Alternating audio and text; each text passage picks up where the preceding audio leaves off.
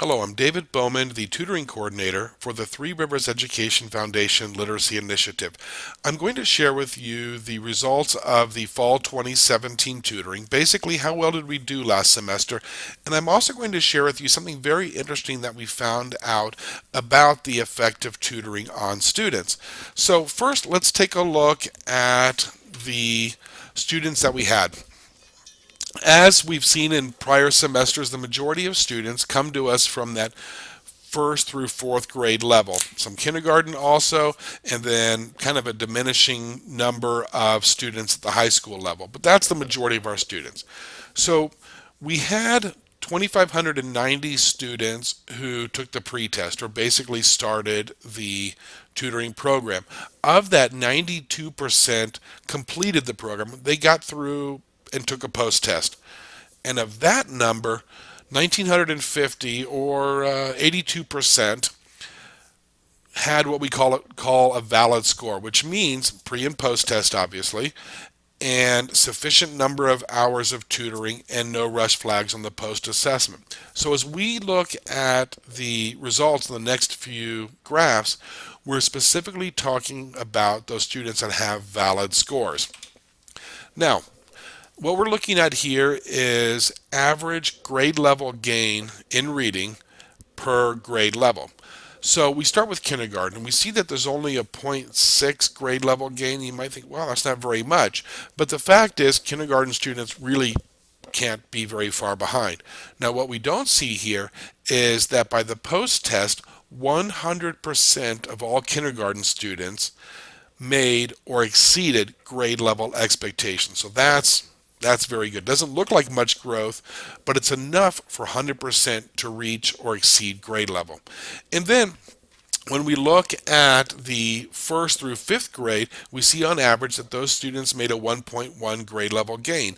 And that's very similar to what we've seen in prior semesters. Now, as many of you know, we reduced the maximum number of hours for those students from 32 to 24. When I had taken a look at prior data, I looked at average growth according to how much time students received tutoring, how many hours. And what it looked like was that at 24, growth kind of peaked out at that point. It kind of leveled out. And what we think was happening is that at some point, kids, they've kind of learned all they can learn in that short time frame, and now they need time to practice and use those skills. Then their brains need time to develop the mental pathways to incorporate them. They've got to process them. So growth will again begin to accelerate, but first they need that time to actually use some of those skills. And 24 hours seems to be at the point where, on average, students have kind of gotten the most that we can give them during a single semester. So we limited it. We limited the hours to 24, and as a result, what we see is that even though we did that, the average results are pretty much exactly the same as what we have seen in the past. So at the 6 to 8 grade level, we had on average students making a 1.7 grade level gain in reading, and at the high school a whopping 4.3 grade level gain. Now, in general, those students were pretty far behind in their reading ability, 2, 3, 4, 5 years behind. So even though not a lot of those students will make the grade level, they made huge gains in their reading ability. That's what this one shows us here. Now, here we're looking at kindergarten through eighth grade. The blue bars represent the students' reading ability, grade level reading ability at the pretest, and then the maroon bars are showing their grade level reading at the post test. And so that's where we see all of those gains. And you'll see that kindergarten, for example, averaged a 0.3 at the end, which is a little bit above grade level, and for each of those grades up through eighth. Now you might think, well, why don't we have all of the kids on grade level? But the fact of the matter is, for a lot of students, when they start with this, they're pretty far behind, and it's just too big of a jump to make within that short time frame that we have with them. So for example, take a look at fourth grade. At the pre-test, students were reading on average at the second grade level. So to make grade level, students would have to make, on average, 2 full years of growth, which is an awful lot of growth to make in a very short amount of time. Well, students made in fourth grade a 1.2 grade level gain on average, and that's a lot of gain. It just wasn't enough gain for a lot of those students to actually make it all the way up to grade level. Well, when we evaluate the quality of the program, and when we report to our federal program officers, we report on how much gain did students make. And the gains that we're seeing here are very strong and very meaningful. So we're quite satisfied with what we're seeing here as far as grade level gains.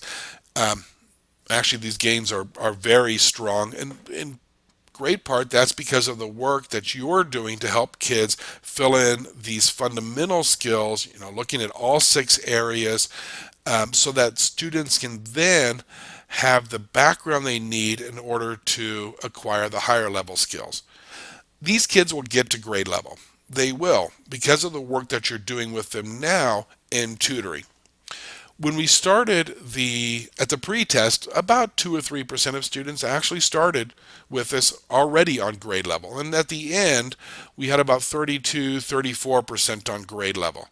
Well, that's only one way to look at these results. What I like to look at is how much gain occurred during that time. And the gains are very, very good. So now, as promised, something very exciting. One of the things that I did is I worked with 4 districts to look at their state assessment results. And I looked at 2 groups of students. Well, all 3rd grade students who did not receive tutoring. And then I looked at the scores for students in tutors' classrooms, for those tutors who are classroom teachers.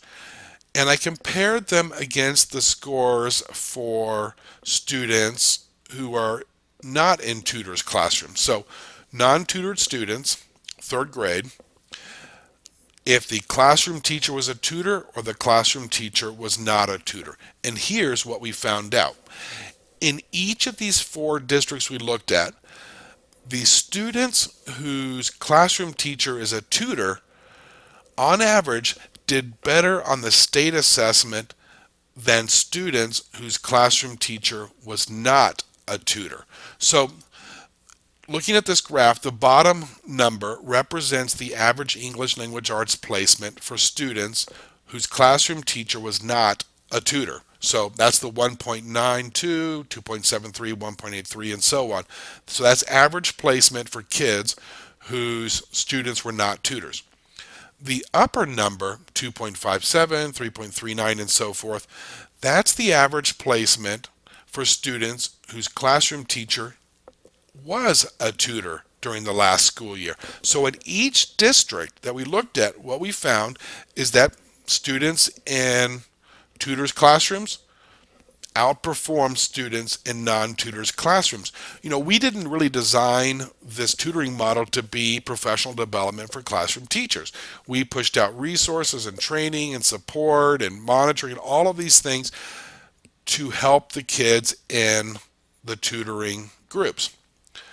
But what we find from this is all of those skills and resources and the ways that we encourage you to think about instruction and skills, that's carrying over to what you're doing in the classroom. And as a result, on average, your students in classrooms are doing better on their state assessment results than teachers who have not participated in tutoring.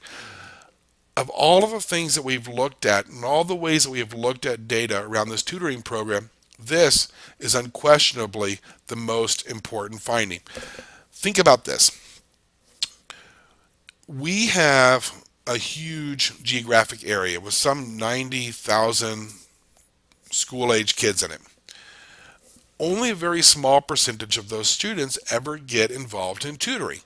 So how do we affect the instruction for all of those other kids? How do we help them? And as it turns out, the work that you're doing as tutors is carrying over to the work that you do as classroom teachers. And that's how we affect more than just these few kids in tutoring, and we end up improving educational outcomes for all of the students in your schools. So this is without a doubt very, very powerful, and it shows that the attention and the time and the consideration that you're putting into tutoring is also helping the students in your classroom. So fantastic, and thank you very much for that. So a couple other things as we look at the data from last semester, it's still true. Every student in your tutoring group needs to have some instruction in every component every week. So every student, every week, every component. That still is the key to maximizing student growth. And then also to always keep thinking about the current students that you have now. What are their interests? What are their reading skills? What are their next steps in reading? What are the activities that are going to be most engaging to them? Um, we often think about, having been a teacher, I know how it is, right? Here are some things that I did previously and they worked, so I'm going to use them again. Well, I would encourage you to always think about the students that you have right now. Maybe what you did before will be great. Maybe the kids you have now need something a little bit different. So always think about the students that you have now, their learning needs, their abilities, their next steps, their interests, the activities that'll be most engaging to the students you have now. So to assist with this, we've got a couple of new resources for you, and maybe you've had a chance to take a look at them already. There is that whole set of documents on the tutoring website resources page, what you need to know about phonics, what you need to know about phonemic awareness in all 6 areas. Basically, it's everything, what is the skill? What are all the sub skills that students need to learn? What are the strategies that work? What are the activities that align with those strategies? And what doesn't work? So if you've got some time, I would strongly encourage you to take a look at those. And then I finally produced the last of the instructional videos. The last one I finished was the vocabulary one, finished it over the summer. So, quick and dirty, 8 to 12 minutes. Here's what we know about instruction for that particular area. So all 6 of those are now available over on the tutoring website as well. Ultimately, though, the purpose of this video is to say thank you. We've looked at the results now for the fall 17 semester, and the results are very strong and very good.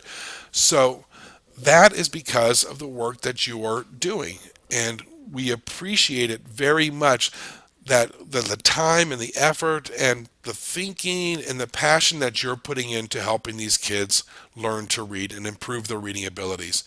So on behalf of all of us here at the Three Rivers Education Foundation, and certainly on behalf of the students that you're working with, a very heartfelt thank you for being a reading tutor with the Three Rivers Education Foundation Literacy Initiative. Have a great day.